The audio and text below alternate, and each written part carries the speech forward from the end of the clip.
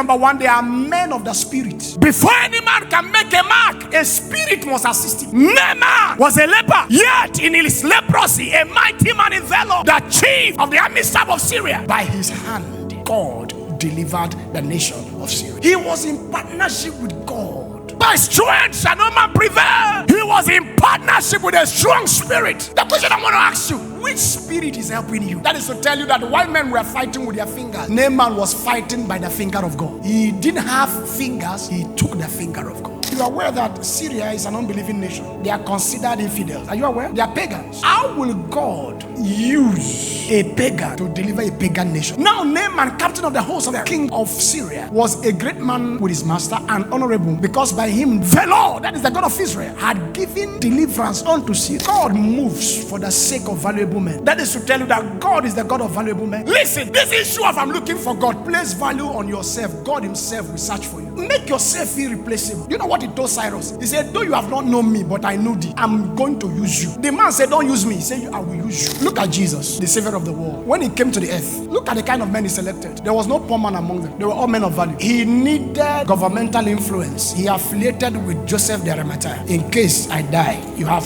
power to talk to the king to take my body and bury it. He knew the importance of government logistics and influence and tariff. He entered customs headquarters one day, said, give me your accountant. They showed him Matthew, say, follow me. In case there is any business importation, Matthew will be there to talk to custom officers, say, release the goods. He left there, he went to Peter. When he came to Peter, give me your boat. Do you know what it is to own a boat at that time? That's to tell you that Peter wasn't a hungry fisherman. He was doing well. Look at the kind of people the early church selected. Do you know that Gamaliel was a chief judge? Agabus was a magistrate. In case there is any legal issues, there were people there to handle their matters. Don't even go that side. Let me break it down. Saul was not the only man persecuting the early church. But when God weighed those persecuting the church, they were not men of value. He went and sought for one that had value. He was a lawyer of repute. He was on his way to Damascus. Jehovah blocked him. He said, see, I'm interested in you. I will use you. This energy you are giving darkness, bring the same energy to this kingdom. I said, when you place value on yourself, even God, Jehovah, will look for you. As I am now, God should remove me and use you. What value do you have to give to heaven? What can you offer heaven? I have made myself irreplaceable in the kingdom. Jehovah is telling you in the book of Ezekiel, say, I sought for a man. They were men. God was still looking for a man. There's this kind of people that God wants to identify with. David never prayed to be king, yet God was looking for him in the bush. Samuel,